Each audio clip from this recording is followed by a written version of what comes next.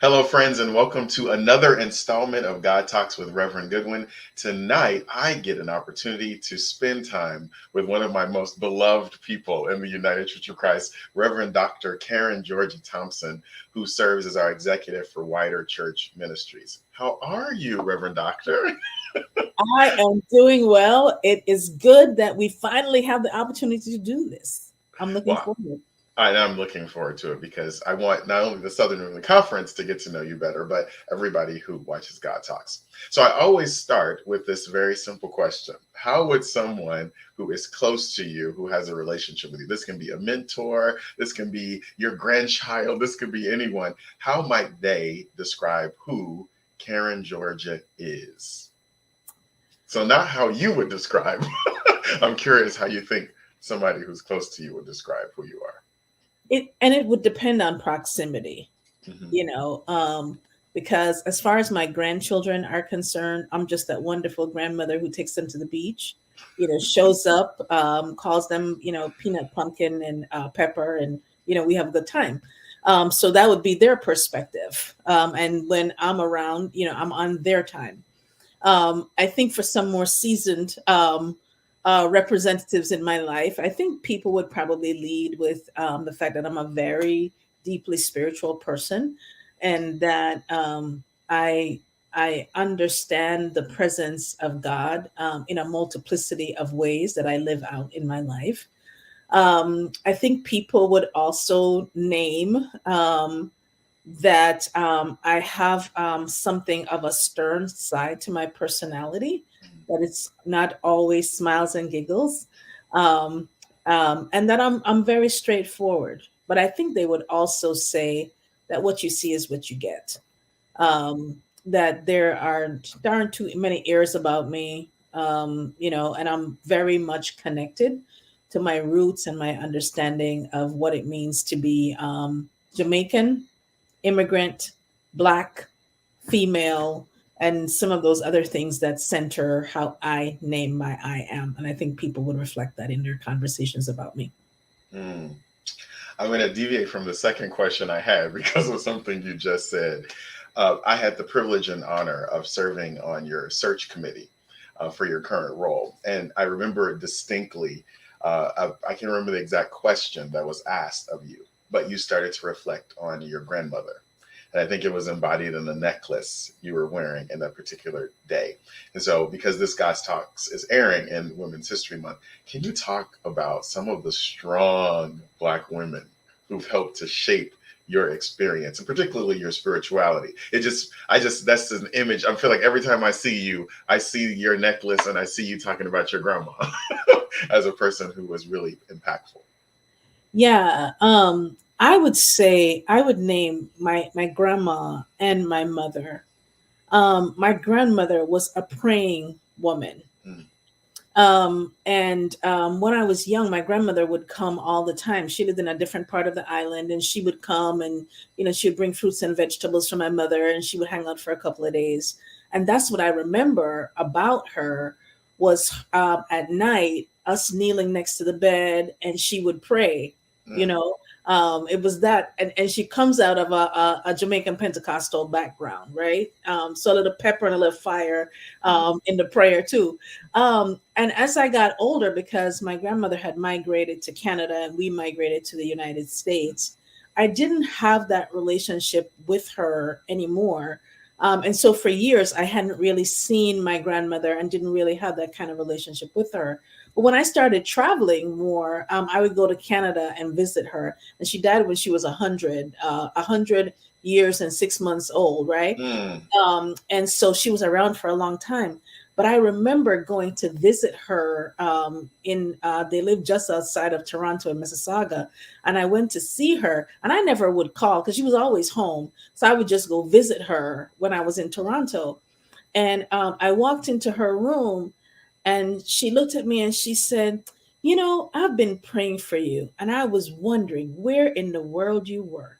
And I mm. thought to myself, this woman is 99 years old and she's busy worried about where I am and praying for me. And it just brought tears to my eyes.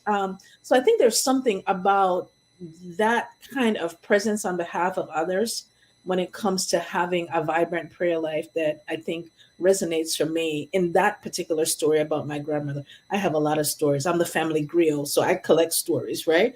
The other that I would name is my mother. Um, and I think in my older years, I began to appreciate my mother tremendously for her witness. I think when I was a child, I didn't understand some of the choices that she made. If she had $10, she would be giving away five to somebody else, and I just couldn't understand that. Like, you're struggling. Like, why are you giving away what you have? Um, I was some friends of my mother's had their 50th wedding anniversary over the weekend, and I attended. And somebody came up to me and said, I just really miss your mother. This Mm-hmm. is, and told me a story about how they had migrated from Jamaica to New York, and my mother had taken this family of four to the store and bought them coats and winter clothes. And I can't fathom that because she she wasn't rich, you know what I mean? She didn't have that kind of resources. So I'm baffled as to how she could do that when she was feeding four children and a family of her own.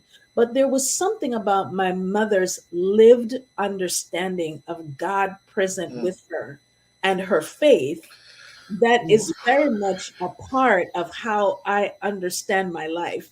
You know what I mean?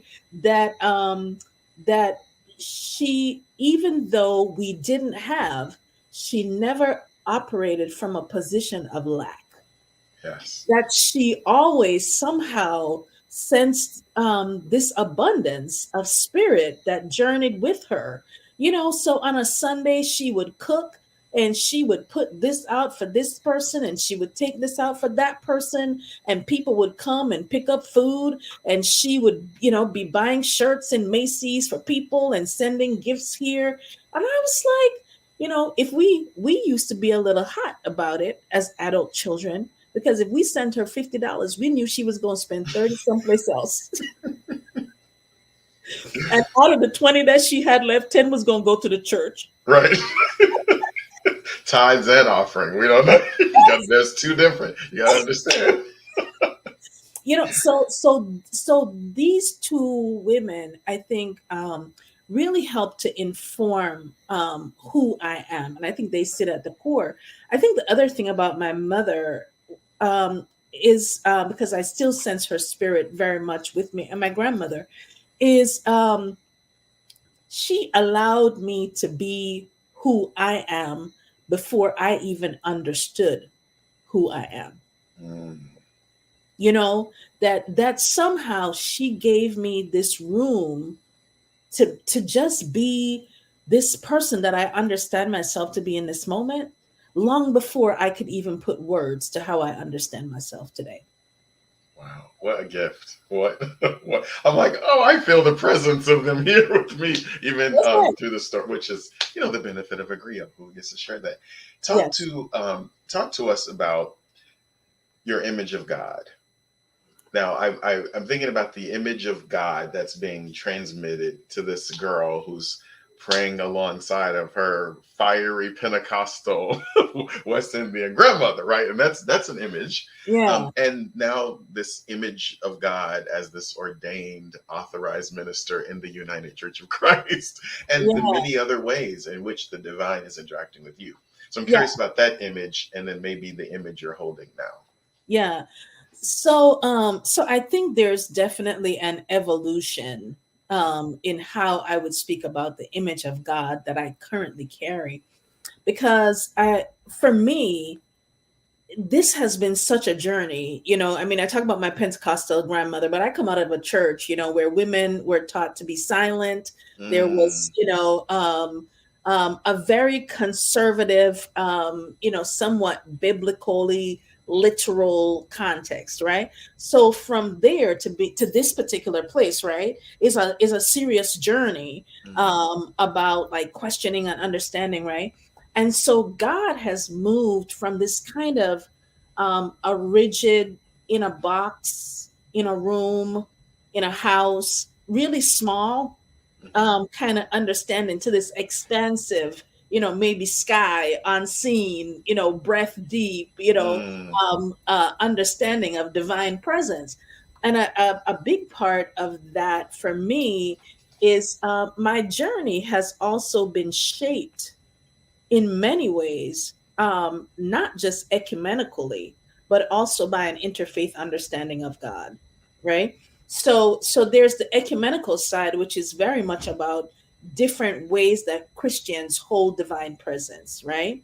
Um, but I travel, and I've had profound encounters with God in the mosques and in the Buddhist temples of Thailand, which is, my children keep saying, every time you go to Thailand, you come back a Buddhist.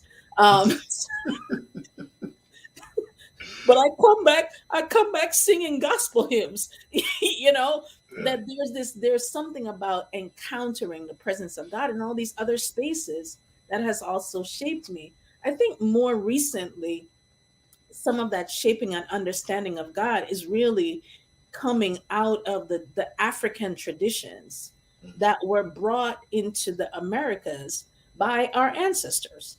And there's this narrative which has come down, which has been a part of some of the incorrect missiology and the misrepresentations of Christianity that have said that Black people's understanding of God coming off the continent, that somehow, because it wasn't defined the way that Christian, Western white Christianity did, that there was an absence of God, right? And yet it was the understanding of God that came with them that allowed them to embrace Christianity and understand Jesus as a deliverer, Jesus as present in ways that were beyond the oppression that they experienced. And so I'm mm, learning to appreciate, how people understood, whether it was the manifestations of the deities in the Orisha, or other ways that people embraced and understood God present in the wind. You know what I mean? I read John Mbiti's book, Concepts of God in Africa, right? mm, And what he talks about is that African peoples were not polytheistic. They understood that God manifested, whether mm, it was in the trees or in the wind or in the skies or in the lakes and the rivers and the fish, and that they understood this as a manifestation, a way of seeing God present and at work in the universe. And I think for me, it's this expansive, way of seeing it. Psalm 19, the heavens declare the glory of God. It's right. that kind of thing, right? And the earth shows God's handiwork. That it's more expansive. It's, when I look up, I look out, I look to the side, I see God present, Mm, whether it's in people or the trees or the leaves or the things that I don't understand. That too is the presence of God. mm. That's a sermon. And maybe your book and part of your dissertation too. I'm curious about this expansive God, this God in the trees, this God in the lake, this God that surrounds the universe, yet calls this brown girl this new reality, new country, but calls you to then be. I want to focus a little bit on this role first. You served as our chief ecumenical and interfaith officer in the United Church of Christ. I might not be having the title exactly right, but effectively, you were stewarding how we showed up in the global context as a tradition. Talk to me about that call journey from the place of birthing to literally being on the stage. And I want to say a stage that, if we're honest about, there aren't very many people who look like you. Yeah, I think about that too, and I really understand it as divine mystery, Mm, because if you ask me to chart a path, I probably couldn't. You know what I mean? If you asked me what I did, I I wouldn't be able to say, well, this is what I did to get to this place. But I would say that one thing has been consistent for me. And probably this one thing I would name is that the minute I understood myself called by God, I believed that God had a plan. Mm. And I believed that if I kept saying yes, that God would take care of me. I also believe in my call to ministry and to serve. I believe that there's a time frame for that ministry, right? So God, we say God calls for a season, right? And I believe in that season. Mm. That season could be a year, a month, and what I ask God is to let me know when my season has expired. Mm. Now, there are times when I wish my season would expire a little earlier than God would deem fit because I want to get out of some places and spaces, right? But I believe also that where I am is where I need to be, and that through whatever the experience is, God is going to sustain me, right? And in answering every call to date that I've had in ministry, the question that I've asked myself is the following: if money were not an object, is this something I'd be willing to do for free? Mm. And if money is a condition for answering that call, I'm not going to take it because it means that I need another motivation in order to show up in a way that God expects me to be. And if money is the primary motivator, well, then what that also means is that that becomes the thing that owns me in that space, and not God's call to serve in that place. Mhm. So those are the conditions on which I answer call. I think it's been a phenomenal journey to this point. And in all of it, what I've experienced is God in some really tangible ways. You know what I mean? Where God has shown up.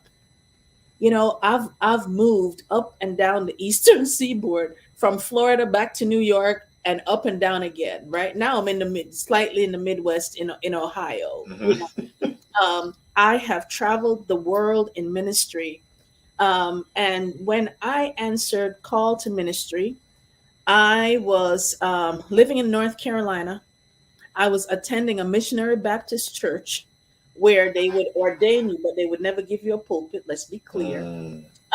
And I answered the call to ministry in 1996.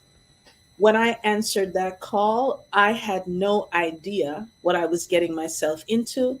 I was working in nonprofit, and I thought, oh, I could get ordained and go work for some faith-based nonprofit. And God said, no, I'm calling you to be a pastor. And I wept. Mm. I wept tears because I didn't think that that's what I wanted to do with my life. God, you can't do this to me. These were not tears of joy. I wept because I didn't think God was being fair to me. Mm. And I was in seminary. I left. I started out at Shaw Divinity School in Raleigh, North Carolina. Left and went to Union Theological. Graduated from Union and kept on going. Right, and Mm. like I said, up and down the Eastern Seaboard. I've lived in New York City 3 times. I've lived in parts of Florida, and each time I've answered and asked the same question: when call comes before me, is this something that I would do for free? And if I can say, yes, this is something that I could put my energies, my effort into, and believe God present to be with me, then I could do this thing. Mm. The beauty of your journey too is you have served in almost all settings of the church within the Not United. almost. I have served in all settings of the church. Yes, I've been, I've been a pastor. Um, I served on conference staff. yes, in I Florida. Yes, in Florida. I served, and I've been in the national setting now for almost. Well, this is coming up on my the end of my 12th Yeah. year. So I'm going to be celebrating my 13th anniversary on March 1 of being in a national setting. And since I've been in a national setting, the only ministry that I have not been a part of is local church ministries. That when I started, I was in Justice and Witness Ministries. I went to OGMP. Now I'm in Wider Church Ministries, but I've never worked directly in local church. Wow. Yeah. And technically, as a local church pastor, you would know everything there is to know about the local church. So I want to talk a little bit about the call now, Hmm. the role you have as an officer of the church in Wider Church Ministries. Can you talk a little bit about that for somebody who's like, oh, what? How do all of these things work? What is this? What's how? Can you give? Yes. And I hate to say a summation of kind of Yes. the oversight you have as an officer of the church, but I'm curious if you Yes. could, in layman's terms, lay Absolutely. person's terms. Yes, and since I have to occasionally explain this to people in Ubers, Right. I'm well versed. I am an elected officer of the church with responsibilities for Wider Church Ministries and I'm the co-executive for Global Ministries by virtue of being an elected officer of the church. My work in Wider Church Ministries is mostly administrative, but I would also say that I hold a pastoral role. I preach, I still do workshops, and I lead from those places. I think the thing that informs me also is that I'm an immigrant. So I come into this with a truly global perspective that says that I need to also be able to represent myself in this work that I'm doing. So I have responsibilities for Global Hope, which is responsible for refugee and asylum ministries. They also deal with our volunteer ministries across the setting, disaster ministries, and sustainable development globally. And disaster is international and global. International and domestic. So that's in the Global Hope team. I also have Global Ministries, which is our joint mission agency with the Christian Church Disciples of Christ. And within the Global Ministries side of my work, specifically on the UCC side, is responsibility for the area offices and our relational work. We have 290, over 290 partners in multiple countries around the world. On our side, we have Middle East and Europe, Southern Asia, East Asia, and the Pacific. We have the Child and Elder Sponsorship Program. We do global advocacy. And again, this is just staff on the UCC side. We also have mission engagement, but overall, we're also doing partner relations. We're doing people-to-people pilgrimages. Now we're doing virtual pilgrimages, which is opportunities for people to visit with and learn about our global partners. I have ecumenical and interfaith as a part of that portfolio. Um, in addition is the United Nations. That's also in there as well. Let me know when you're exhausted. I also No, have are you exhausted as you list all meeting of it? meeting services, the archives, and I'm also the general administrator for General Synod. My God. So any of those is probably a full-time job, but I have oversight for all those areas and anything else that the general minister and president chooses to assign. Well, I think there's nobody that can say that you're not earning your call and salary with everything that you have Yeah. listed. So I want you to holding that lens of the Mhm. the current role that you're sitting in. Big question, but please, offer something. I know that it can be the full interview. One of the realities that we've been living in is this sense of Christian nationalism, right? Where we have begun to become very insular, and not all Christianity, right? But I'm talking about particularly endemic to this country. And yet, for a lot of your career, you have really championed ecumenism and our relationship with our interfaith partners. Can you kind of speak to, I mean, I think particularly our local churches that are going to be watching this, encountering you as an officer of the church, kind of that some sense of the compelling narrative that one says, get out of your own box, but really because you have been at this global stage and seeing the benefit of these relationships, just what's the value proposition for our churches to expand in their understanding of ecumenism and in their expanding of interfaith partnerships? Yeah, and I would add one more to that, because I think that we also need to be in the midst of a shift around how we do global advocacy, Mm, um, in response to all of that. So I think that the ecumenism offers an opportunity for us to really think about how it is that we understand ourselves as Christians. I mhm, think, there's this fear somehow, that's been voiced in various places. Well, if we teach our folks about other traditions, they're going to want to leave, right? mm, But it's not true. Having a more knowledgeable populace means that people become more settled in their understanding of themselves. It's really that, who am I question. And the who am I question is not just about what you see in the mirror. It's also about how you understand yourself relationally to other people, right? Which is why when you ask the question at the beginning, how would someone else describe you, right? That really is a part of the ecumenical question. mm, Because we're now thinking about ourselves not as we see ourselves, but perhaps also as others see us in this Christian family. And I think there's a lot of merit there about the ways historically that our congregations have been able to sustain their communities by being ecumenically engaged. I, mm, in my first solo pastorate, we had a very small congregation, but our congregation was able to be very active in the community because we were a part of a network that actually ran the neighborhood food program. So we showed up one time per month or once every 3 months or whatever that looked like. And we could contribute into a larger space that was doing more. So there's something to be said too about the impact of the things that we are passionate about in the way we understand justice, because the ecumenical community is a place for that. And it's also a way of saying, how do we understand the gospel? How do we talk about God? How do we talk about Jesus? You know what I mean? So there's something about encountering other traditions that helps us to understand our faith as Christians. I think the second piece around the interfaith piece is, I talk about the Thanksgiving table.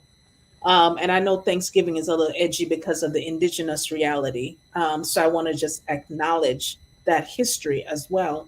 But when we come to most of the places where we gather, these days, most of our gatherings are no longer monolithic. They're no mm, longer Christian spaces. Most of us have people in our families who are from other traditions or from no traditions. We're exposed already by the time we walk through the door of a church or turn on that Zoom, which is where we live these days, right? Before we even come to these places, we've already been exposed to the ways in which other people are living out their understanding of their spirit, their faith, and of the divine in the world around us. So interfaith, I believe, is something that I believe that we should be teaching about other faith traditions. That religious education should be a part of our formation in the church. mm, And I think it's something, just like ecumenical formation is missing from many of our congregations. When we do, you know, when we do confirmation really helps our youth, for the most part, to understand their church. We teach them about the church. There's some that are more expansive and are taking, their youth into, like, go visit another tradition, but those are few and far between. mm, So I think that there's a place in the church for ecumenical formation, but also for interreligious education to help us to understand the pluralism of the world in which we live.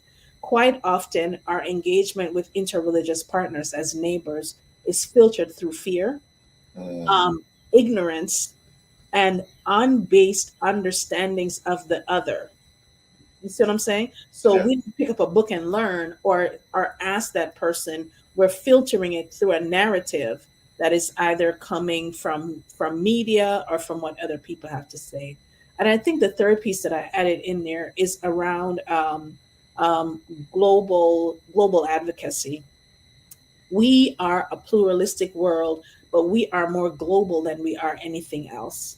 Mm, And I think that because in part, you talk about nationalism, I would also name in this country that there is something called American exceptionalism. mm, What American exceptionalism does is that it centers a US narrative around everything that we do, and it is as insidious as white supremacy is, or as Christian supremacy is in our narratives. It is destructive. And so our ability to be able to learn about other people, how they live, and how what we do in this country in terms of American foreign policy affects other people's lives, we would be able to live out our Christian faith that much better if we were able to find those ways of engaging around other the hurts and the injustices that are being done. And I think I would roll all of that into the work that we do in the United Church of Christ, because we're now focusing our attention on the UCC at the UN and revitalizing our participation in the United Nations as a place for global advocacy, and for inviting those in the United Church of Christ to participate in the global community in a different kind of way, showing up as partner and not assuming leadership. mm. Thank you for sharing more about your particular role. But I think this is a beautiful invitation to, I think, the context of the local church to be able to discern for itself a more expansive way forward. I think I often say it is the definition of extravagant welcome. Not just those who look like you, think like you, who are really, you don't really have to welcome because they were going to be there anyway, Yes. but to look outside of that. I want to thank you for this time. People, you folks, you might see bottom at the bottom of the screen. It is our website for Wider Church Ministries, where so much of what Reverend Dr. Karen Georgia shared with us, as well as a way to sow into Wider Church Ministries and our global ministry opportunities, will be there. So Global Hope and a number of other things that she raised, I invite you to pay attention to that, visit that website, but also sow in to the work that we're doing at Wider Church Ministries. Absolutely. Reverend Doctor, I always offer a blessing Thank you. to those who spend some time with us. And I try to listen for the move of the Spirit or an image that comes up for me as I'm talking with someone. And so, as I was thinking and being open as you were talking, I want to share with you an image of blessing that I saw. The image of blessing that I saw was you standing in front of this big pot, Mm. and you were stirring the pot. And other people would come and look at the pot and think, oh God, but how are you mixing that and figuring that out and pulling those pieces in? And you would just say, it's going to be all right. And you would keep stirring Amen. the pot. And as you Amen. were stirring the pot, I saw an image of people gathering Mm. around the pot. And the blessing that I have for you is you have the probability within the very creation of your being to welcome those from far and wide to come to this gathering place. This gathering place that what might be served into their life, served into their spirit, might be some things that other people would say, I can't manage all that. What's all this? What are you doing? But you're saying, I'm bringing in love. I'm bringing in your traditions. I'm bringing in your wholeness. I'm bringing in all of you. And I am not asking if you encounter this space that you have to trade in anything that God has created you to be. Amen. So might your ministry be filled more and more and more of the spaces you've already created, where you welcome literally all of the divine's children to a safe place where they will know when they encounter Reverend Dr. Karen Georgia or anything that you find your hands in, that home will be established. And I always believe that the place we create for others, the universe is already creating for us. And so may you find your own pot, as Yeah, I'm sure you have, that yeah, somebody else is stirring, and they just say, come on yes. in, welcome home. God bless you. Thank you so much for this Thank time. you. I am so grateful that people will be able to hear some of the great work you are doing on behalf of the United Church of Christ. Yes, thank you. And blessings on you, my brother.